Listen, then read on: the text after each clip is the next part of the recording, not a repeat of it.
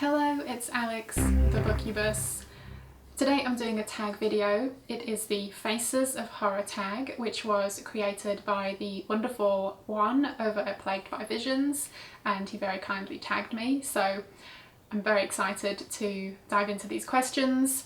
It brings up an interesting discussion about the horror genre as a whole and the fact that it can be seen from the outside as very one note, but there's actually many things going on within horror and it can make us feel many different ways.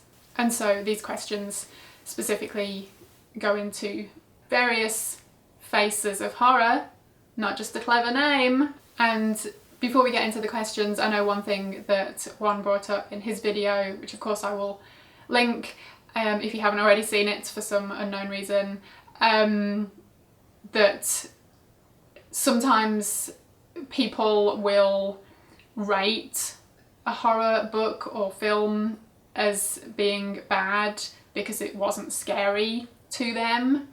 And yeah, I really dislike when I see that happen because, I mean, it's very difficult to be scary, I think, especially to scare like a wide array of people through film or a story or whatever, because everyone has their own individual fears and what they find scary or not.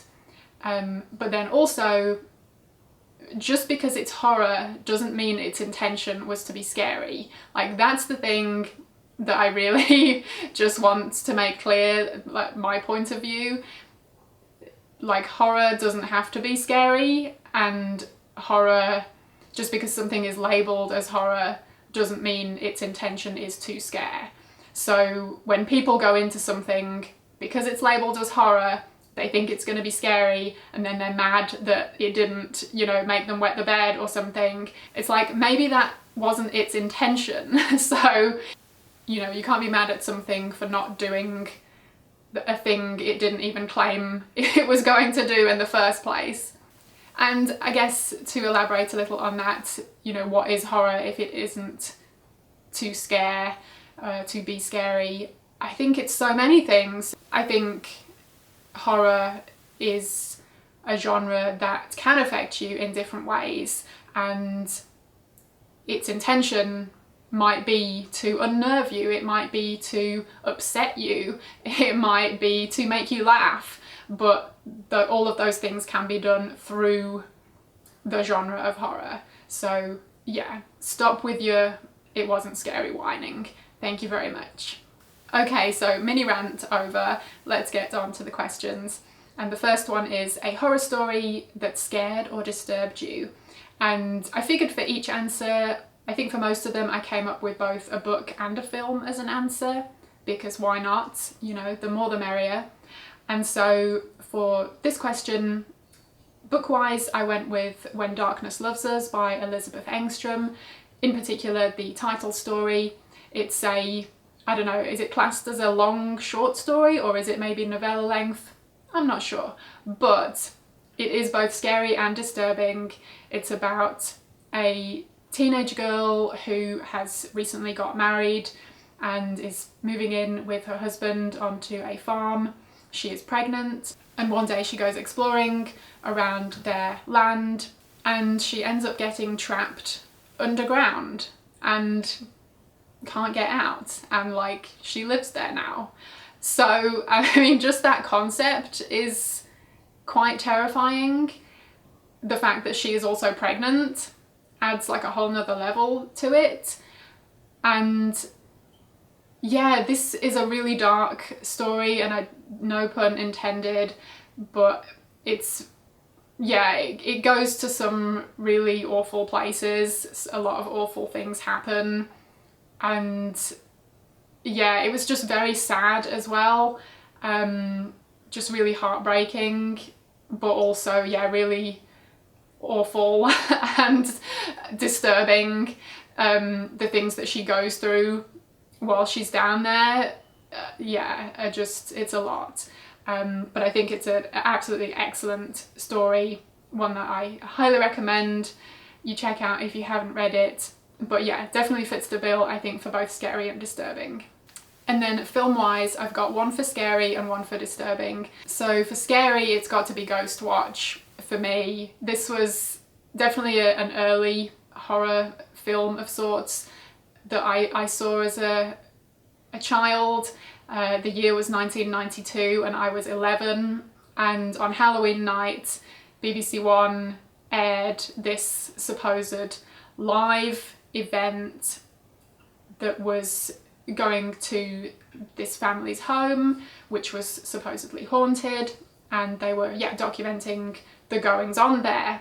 And it's presented by a bunch of like very well known to British audiences TV presenters, and the whole like live aspect is very convincing.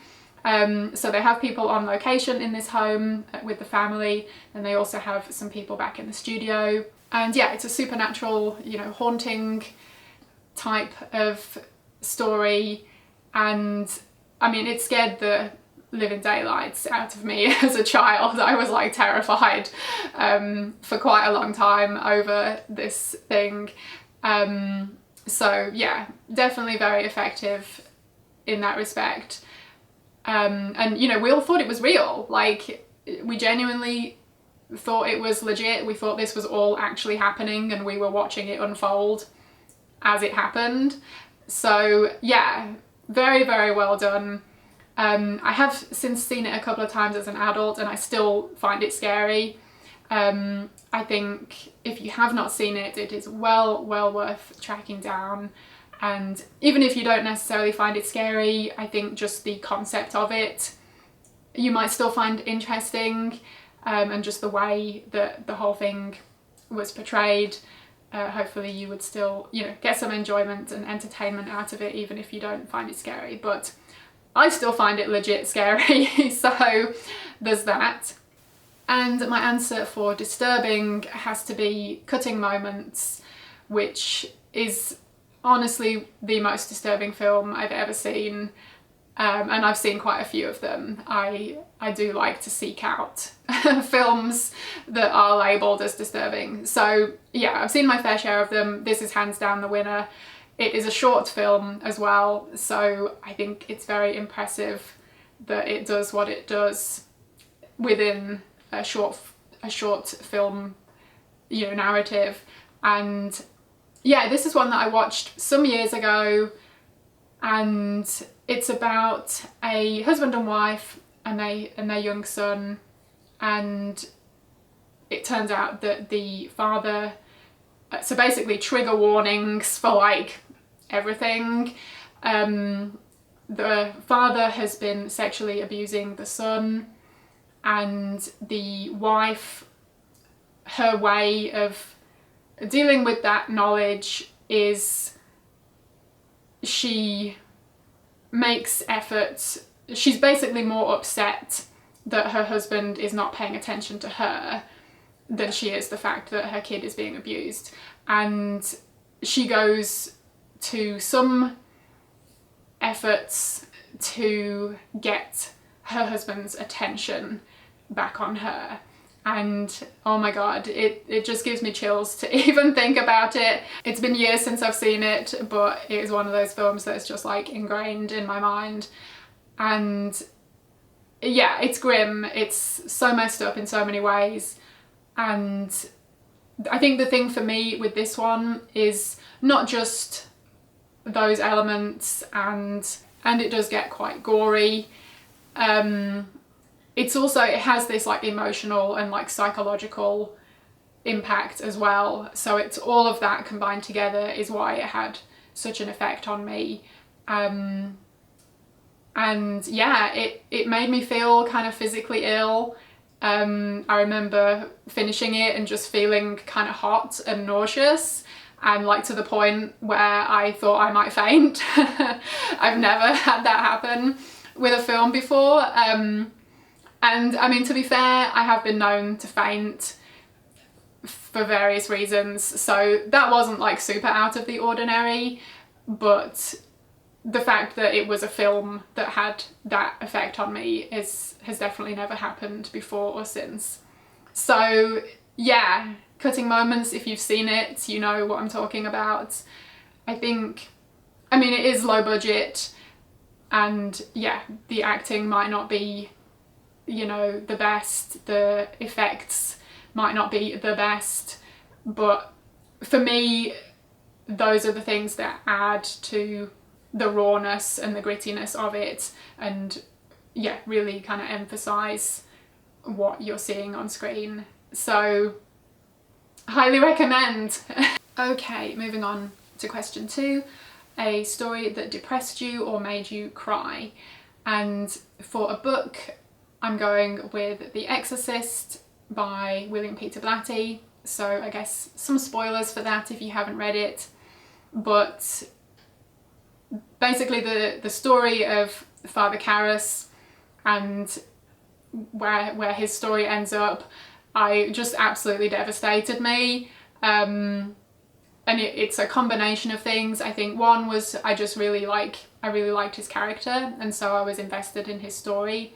I also really liked his friendship with Detective Kinderman. Like, they just had such a great rapport, and I really enjoyed that and wanted it to continue forever.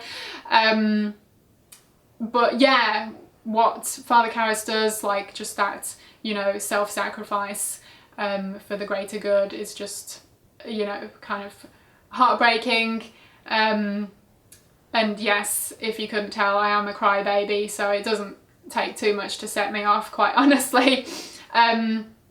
But yeah, I think, and this is something that I think, you know, horror can do very well, you know, when you become attached to a character, you become invested in them, so then when horrible things happen to them, it affects you. And yeah, I think this is done very well in the book with this character in particular. So, you know, that made me very sad, it made me cry, but then also it like triggered off, you know, it just made me think about loved ones that I have lost, and not that they were in any way similar circumstances to Father Karras, of course, but just, yeah, that feeling of loss, it really kind of had a knock-on effect for me personally, and, you know, personal experiences that I've been through. So it was like a double whammy of being upset about what's happening to this character, and then also just, yeah, being upset about a bunch of more personal things as well. So yeah, I was like in bits at the end of this book. I was like sobbing my heart out. Yeah, I couldn't think of another book that has affected me quite so much, so definitely The Exorcist. And as for horror films that, yeah, have had similar effects on me, yeah, there's probably quite a few. Like I said, I am a bit of a crybaby. So yeah, I think definitely one that came to mind is The Fly. It's, yeah, it's super sad. It's, yeah, just devastating. Yeah, both sad and depressing, I think. Another David Cronenberg film, Dead Ringers, is, I think, very bleak and depressing as well. I think, you know, I can always rely on Cronenberg to have an impact on me in one way or another. But there were a couple of other films I did want to mention as well that I thought were super bleak and depressing. So Hounds of Love and Nothing Bad Can Happen. They're both, yeah, pretty rough to watch. Hounds of Love is about a couple who basically kidnap this woman and, yeah, do awful things to her. And then Nothing Bad Can Happen is about a guy who, he's very religious, and he meets this other guy who ends up doing some awful things to him, but he sees it as like a test of his faith to endure these things that he's put through. And yeah, things just escalate and it's really grim. But yeah, those two films I found very hard-hitting. very emotional and just super bleak and depressing. I highly recommend them both if you are into that kind of thing. And I believe they're both based on true stories, which just, yeah, add a whole other level of impact to them. Okay, on a lighter note, a horror story that made you laugh. So the first thing that came to mind was William W. Johnstone's The Nursery, which I did a little reading of in my Horror Hearts Tag video recently. I'll leave a link to it if you haven't seen it. But yeah, his writing, it's more the laughing at the writing in this case, because it's just bad, it's very cringy, but entertaining in that way.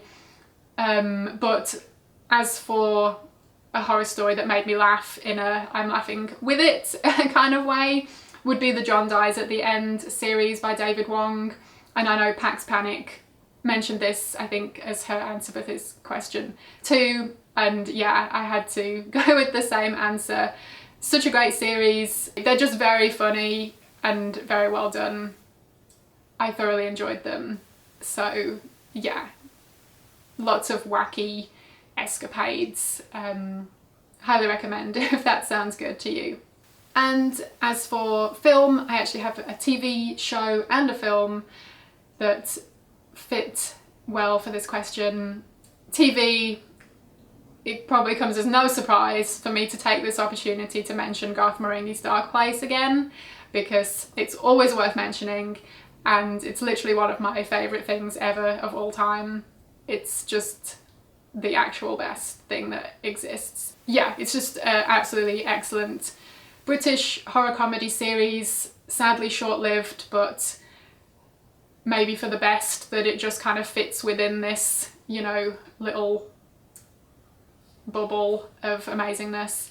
Yeah, can never recommend that highly enough. And film-wise, I actually came up with a bunch of answers for this, so I feel like it would make a video of its own to talk about some horror comedies, but I went with one that's more recent and one that I don't hear many people talk about, but it's called Extraordinary. It came out just a couple of years ago, I think. It's basically Father Ted meets The Exorcist, and yeah, I just thought it was absolutely brilliant. Definitely my kind of humour, and yeah, I just thought it was really well done. I really enjoyed the actors in it and the story, and I just found it hilarious. I think it also made me cry as well, because yeah, that's who I am apparently. I just cry at everything.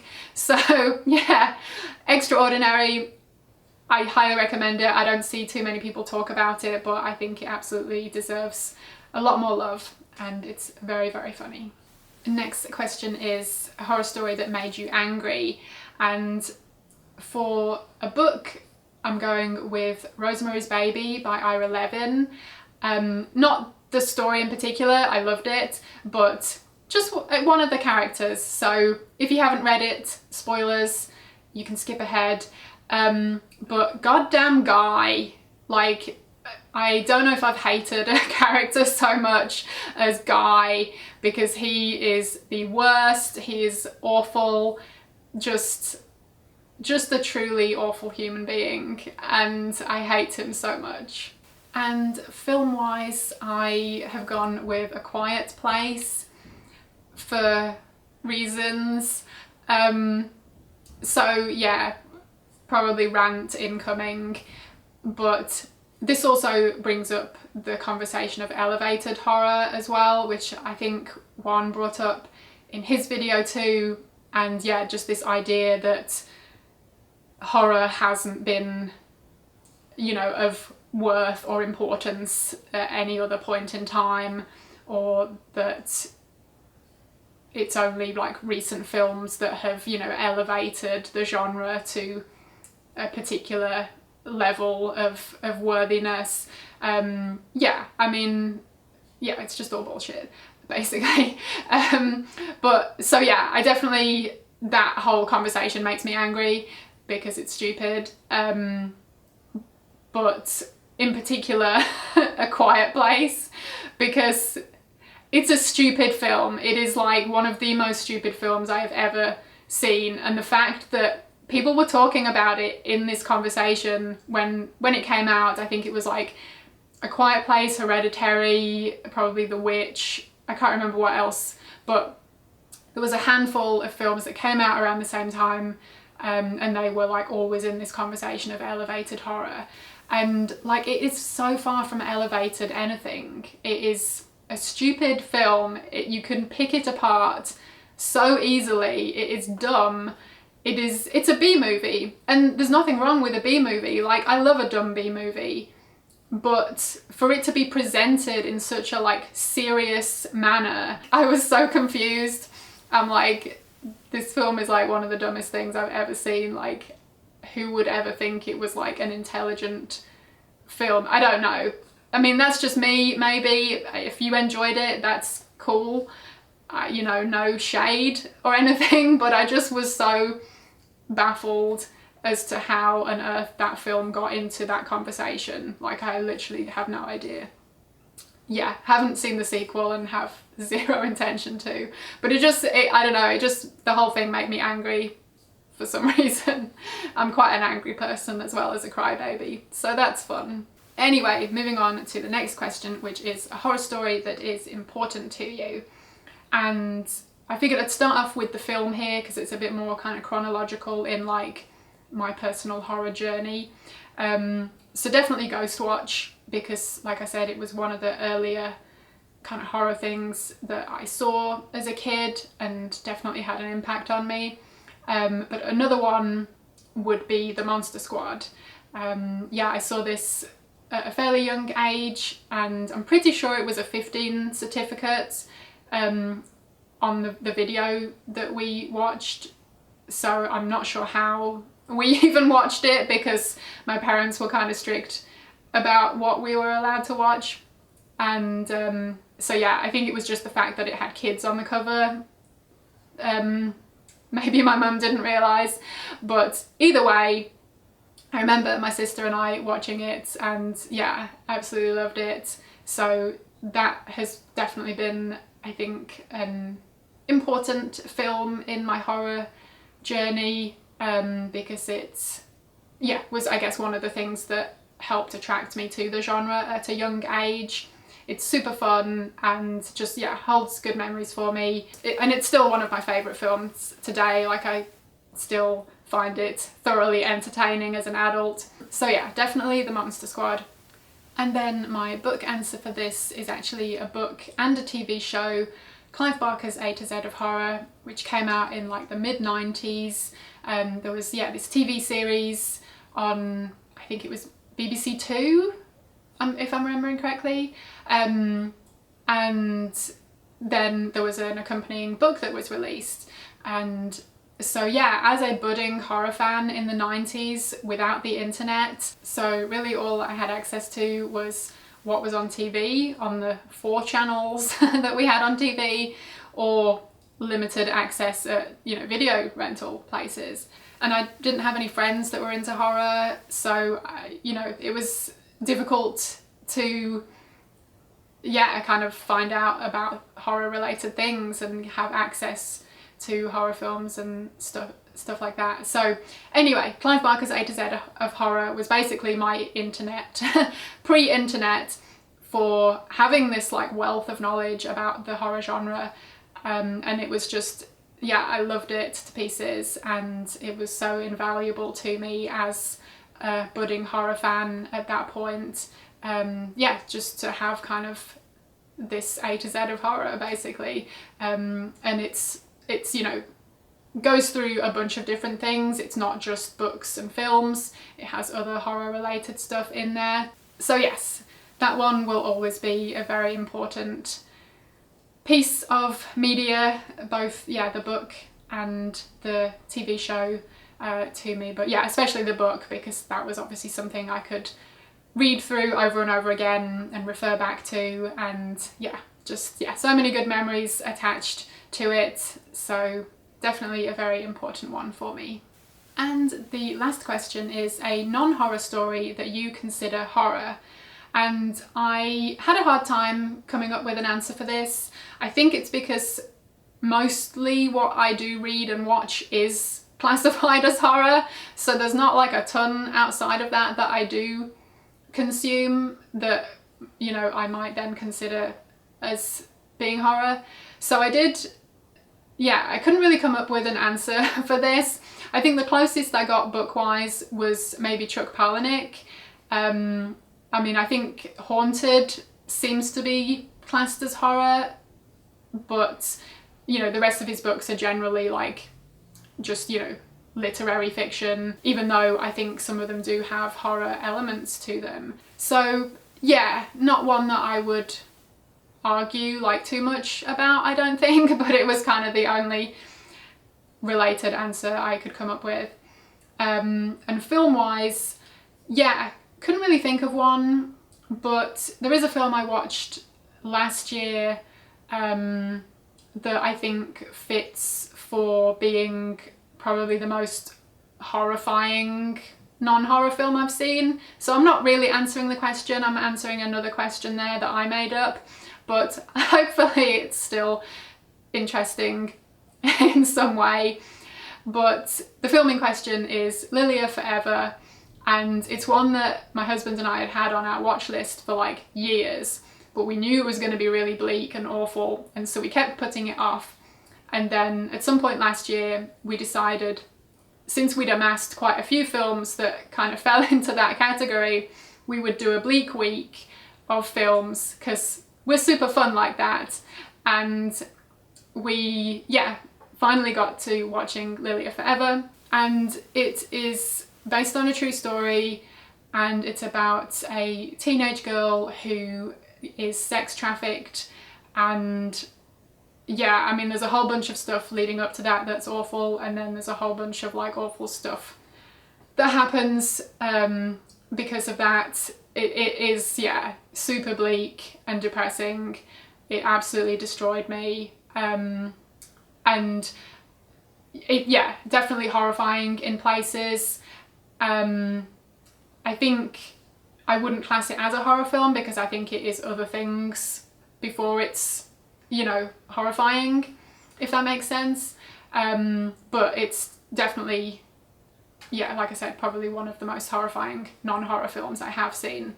Yeah, this just like, I was devastated by this film. It really affected me. It was, yeah, just super sad. And I'm off again. Jesus Christ, Alex, just hold it together for 5 minutes. But, you know, I guess that's testament to the impact that these stories can have on us.